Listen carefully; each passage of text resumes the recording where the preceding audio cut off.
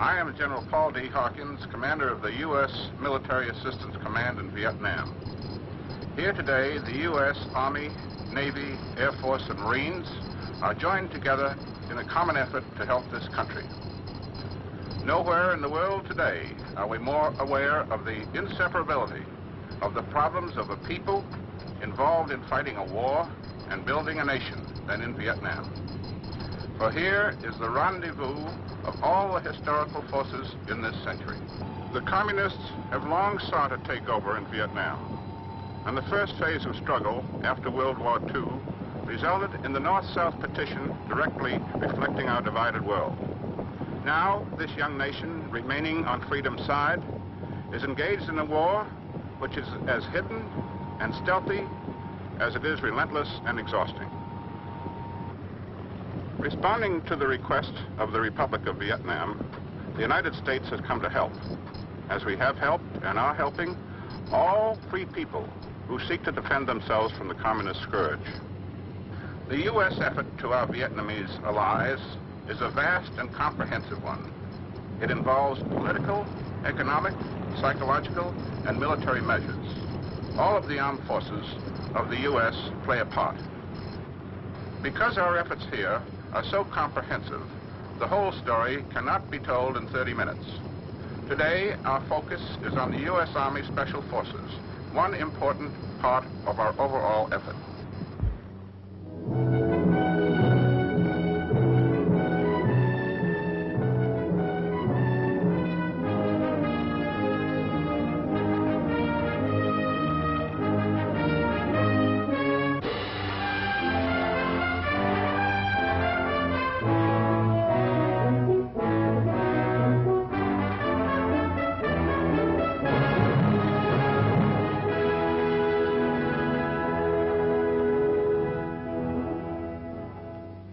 I'm James Arness. During the next 30 minutes, you're going to meet a remarkable group of Americans, members of the United States Army's Special Forces on duty in South Vietnam. The Republic of Vietnam, on the eastern edge of the Indochina Peninsula, is about as far from home as an American can be while still on Earth. When it's 7 o'clock in the morning here in Saigon, it's 7 o'clock the previous night in New York City. Army Special Forces were sent to Vietnam because they're experts, specialists in training men to fight a special kind of war. It's a dirty war, fought without uniforms on a battlefield without boundaries. A war where the friendly farmer you pass in a rice paddy may become a murderous enemy the instant the sun goes down. Sunset is beautiful in South Vietnam, but then night comes. And at night in Vietnam, men die. The communist guerrilla lives off the people, by persuasion if possible, but if propaganda fails, by terror. Fear and propaganda have turned the isolated villages of Southeast Asia into a theater of war, a war which can only be won or lost by the villagers themselves. What Americans can do is combat fear by giving them guns and the training they need to defend themselves against terrorism. And we can reply to the propaganda by actions. We can bring to these remote areas some tangible proof that the way of life we propose is a good life, worth fighting for. This is the story of a small group of Americans who are quietly trying to do that job, now in the swamps and jungles of Vietnam.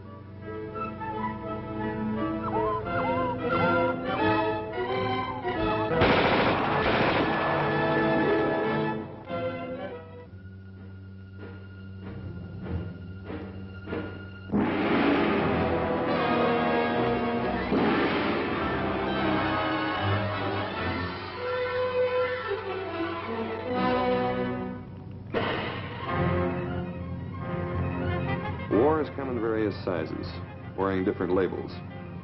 But one thing they all have in common: the innocent suffer. The guerrilla warfare being conducted against the Republic of Vietnam by the Vietnamese communists, the Viet Cong, isn't new. We saw it with minor variations in China, in Malaya, in Greece, in the Philippines, in Cuba, in Laos. It's a kind of war which recognizes no non-combatants. In Vietnam, the communist guerrillas promise progress, yet their favorite targets for assassination are school teachers, doctors, engineers, anyone trying to do today what they promise for tomorrow. Life will be lived on their terms or not at all.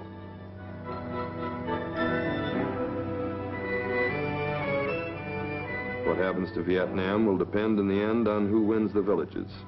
And the government of the United States is determined that it won't be communist guerrillas.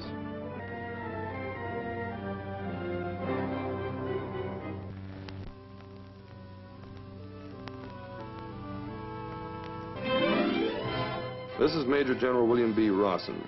He was then a brigadier on a recent visit to a strategic village high in the mountains of central Vietnam.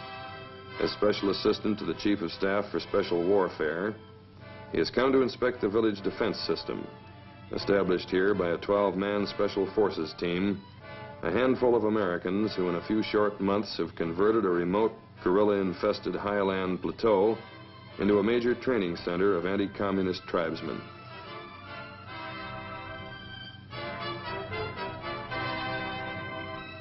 We asked General Rawson to describe the war in Vietnam and the role of the Special Forces soldier. There are many terms which might be used to characterize the conflict now occurring in Vietnam.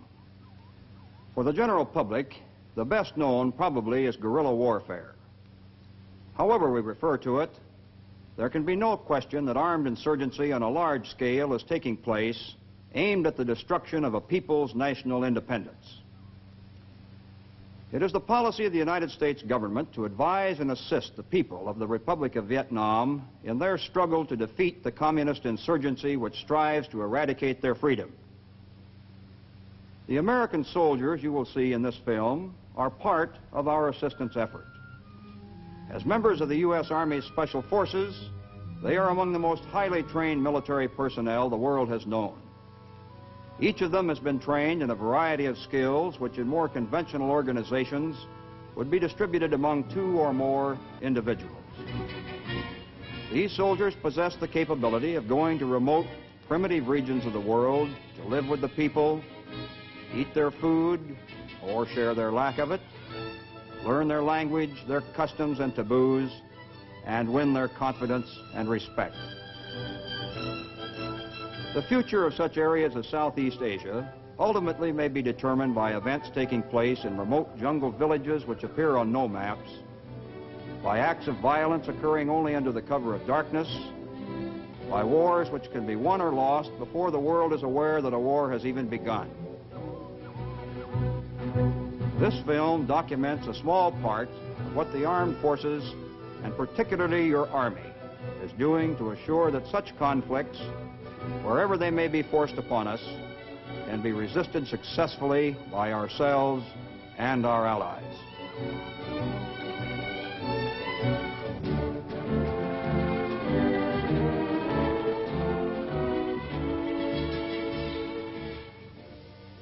I'm Captain Ron Shackleton, Detachment Commander of the Special Forces personnel in this area. American advisors first began laying the groundwork for village defense in this region in September 1961. At that time, the villagers in this area were almost completely defenseless against the predatory tactics of the Viet Cong, the Vietnamese communists. Out of fear, these mountain people were forced to both feed and house roving Viet Cong patrols, and their young men were often forced into Viet Cong activities in order to protect the lives of their families. Our effort during the months we have been here have been to teach the mountaineers, who call themselves the Raw Day people, that they are capable of defending themselves against such tactics, that they need not be afraid. We have shown the Raw Day how to build stockade-type fences and how to maintain 24-hour security.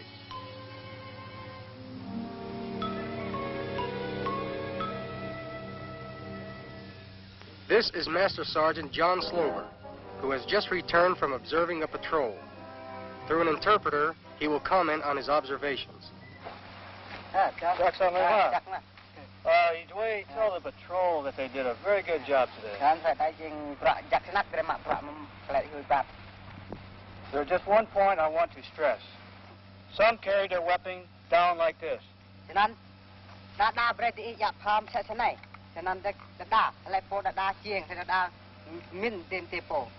Carry their weapon out the ready at all times.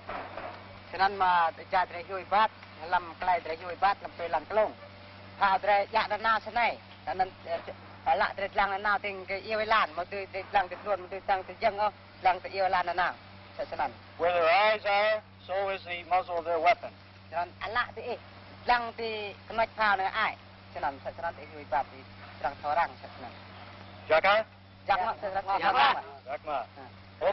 Not all our advisors rely on interpreters. Here we see Sergeant Bill Belch instructing the carbine in fluent Vietnamese. Đây là khẩu súng carabine là K30. Trước khi Hảo lắp và tháo khẩu súng này, tôi sẽ nói qua về những tính cách của khẩu súng này. Muốn bắn chết một tên quân địch, cách các anh có lẽ chừng 300 thước thì được với khẩu súng này, nhưng xa hơn thì chắc là không được. Nhưng mà thường thường trong những khu vực như thế này, như là rừng hay là có nhiều cây, thì thường thường không trông thấy xa được. Thế thì nếu một tên quân địch gần. Basic instruction in the care and use of a weapon, familiar to any veteran of the U.S. Army.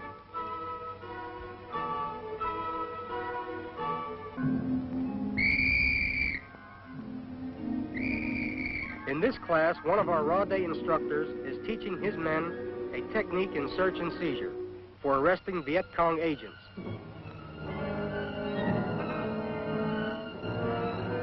Many such agents conceal themselves in friendly villages disguised as ordinary workmen.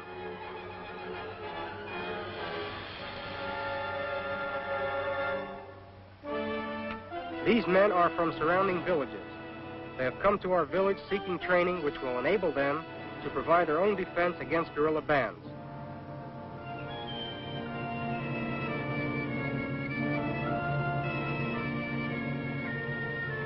It is not unusual to see 200 or more of these people each week.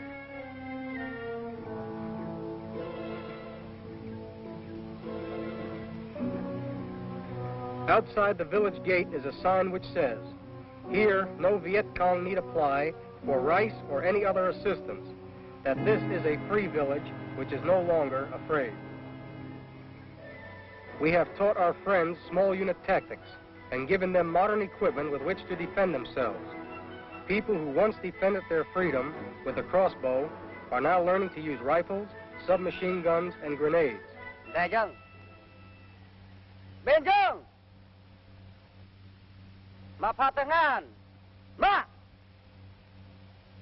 Up, now, back, stop,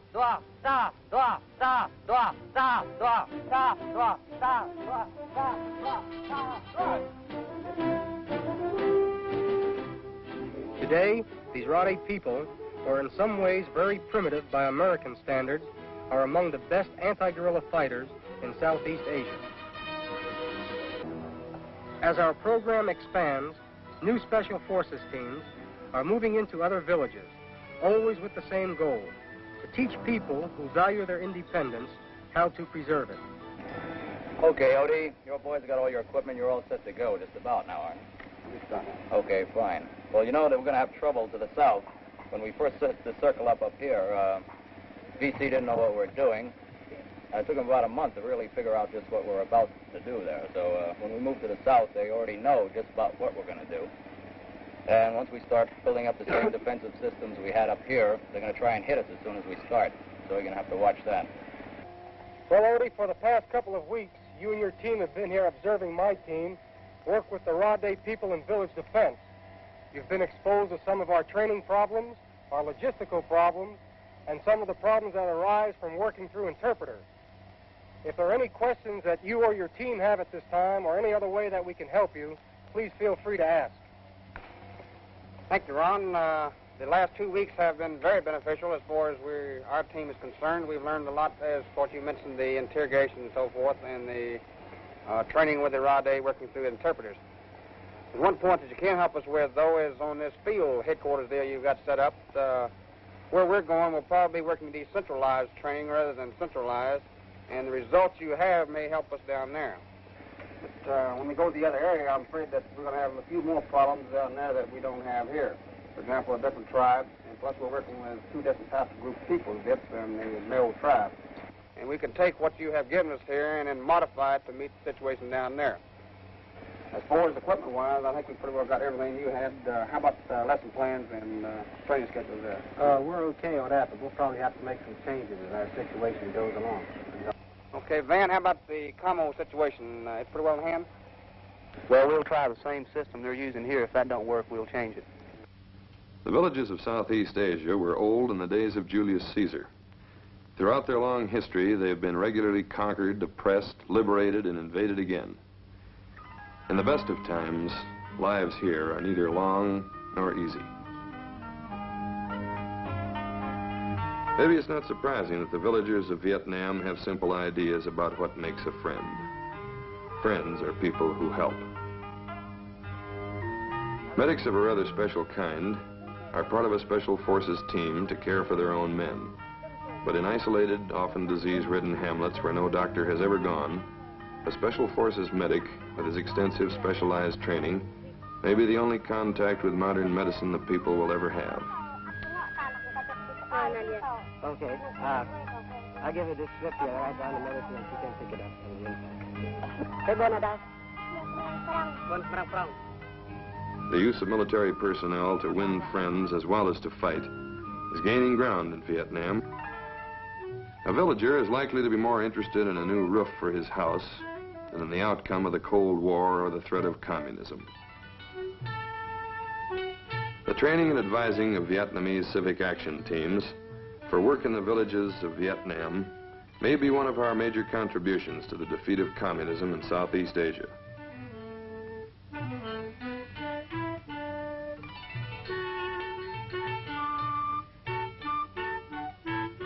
But if good works are an answer to communist propaganda, they're not enough to repel the guerrilla terrorism which invariably follows when propaganda fails. This is the village of Hoc Thien, near the coast of the South China Sea.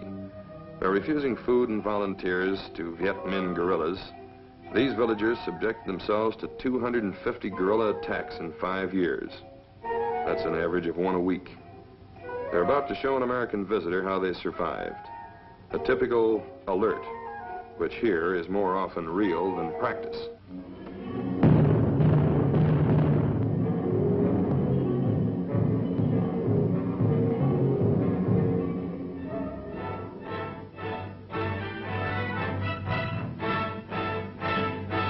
The village has been organized into a small fort. When the alert sounds, every man, woman, and child has either a place to hide or a post to defend. They've defended it so well that guerrilla attacks have virtually ceased. The price of extorting food and supplies has become too big for the guerrillas to pay. And it's worth remembering that they did this all on their own. Americans are now giving them weapons and technical advice. But in this case, we're only making a good thing better, and maybe making life a little easier for a town full of brave people.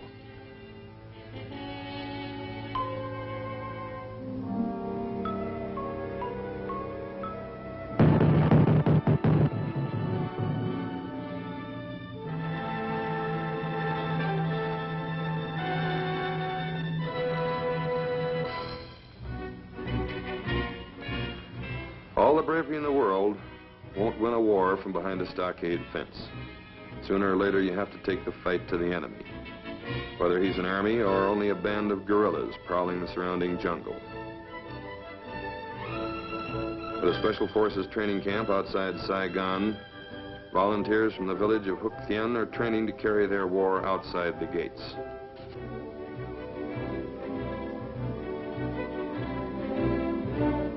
These training missions can be interesting.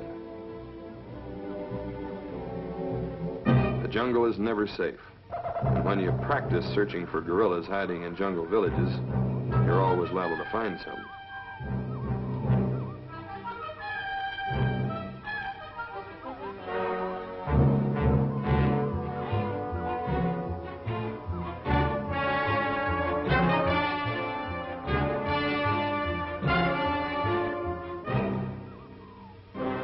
In this school, nobody has trouble keeping the students awake. A moment's carelessness can lead to disaster.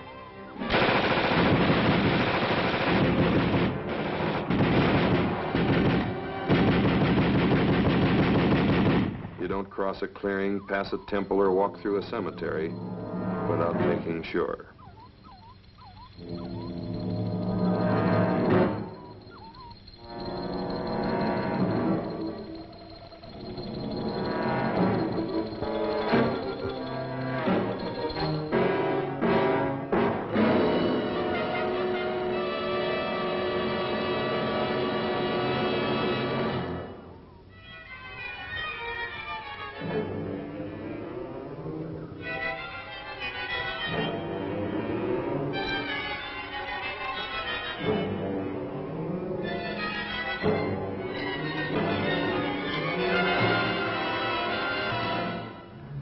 Natives of the Vietnamese highlands have nothing to learn from Americans about jungle living. But they do need help in mastering the tactics and using the modern weapons which communist-trained guerrillas are using against them.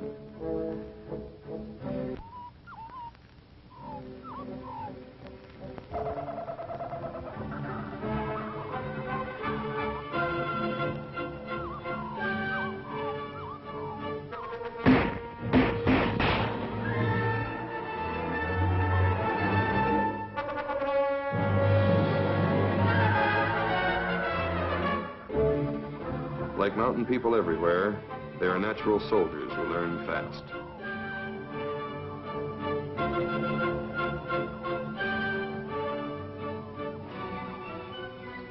These are men of the Nung Chinese, training at a special forces camp near the town of Da Nang.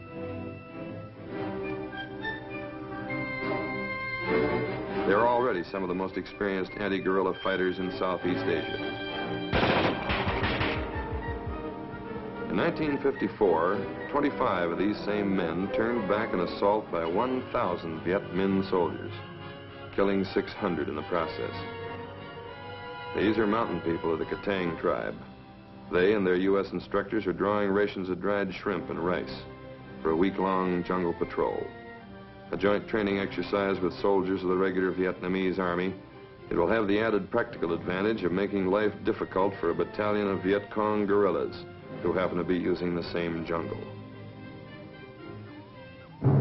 The main problem in taking the fight to the guerrillas in Vietnam or anywhere else in Southeast Asia is terrain.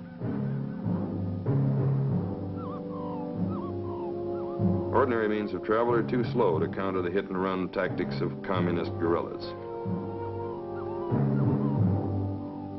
One answer to that problem is the helicopter.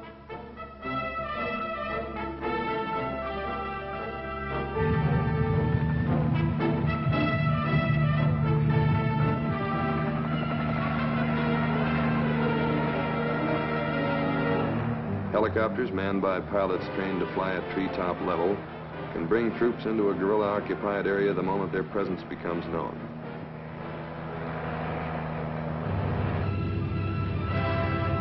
The helicopter also increases the staying power of the anti-guerrilla patrols. With fresh supplies of food and medicine available in the heart of the jungle itself, patrols like these can cover a lot of territory, stay until they find what they came for.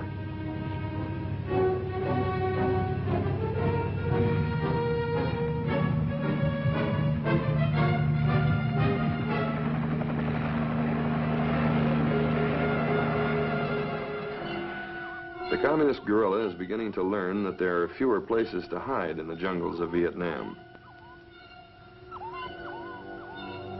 Some of the Viet Cong guerrillas are hardcore communists, prepared to die for a cause in which, unfortunately, they sincerely believe.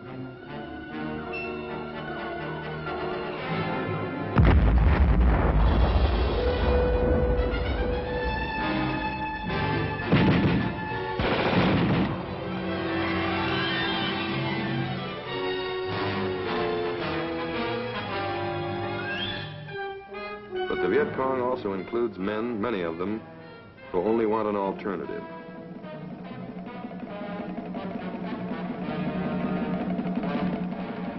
Men like this young Rade tribesman, who a few days ago deserted the guerrillas and came to a Special Forces team seeking protection. His name is Trung, 22 years old. How long has he been with the VC? He has been with the VC 2 months, since January. Why did he join the VC?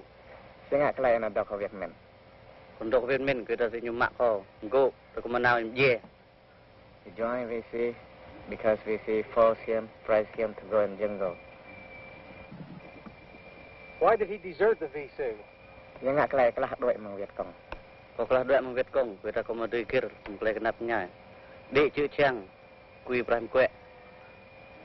He deserted VC because he does not like the life of VC, and he treats badly many people, steal rights, and work hard. Why did he come to our specific training area?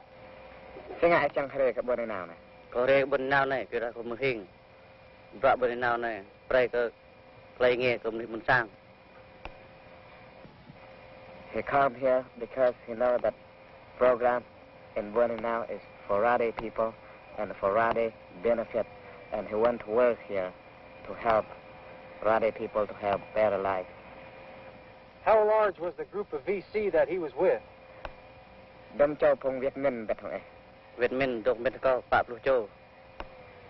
40 people with him. It will be a long while in Vietnam before any swords are beaten into plowshares. But the time will come. What the people want is peace. Peace and a chance for a better life.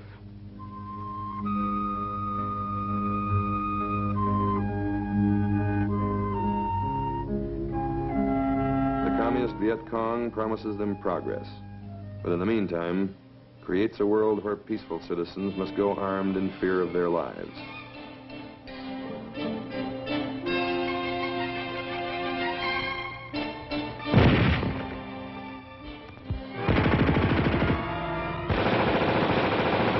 What the Viet Cong guerrilla really wants is power. What he can't control, he tries to destroy. In South Vietnam, the old promises don't work as well as they used to. And so the guerrilla resorts more and more to terrorism, is at war with his own people. The Vietnamese are an ancient race and an independent one. This is not the first time they've fought for the right to decide their own destiny.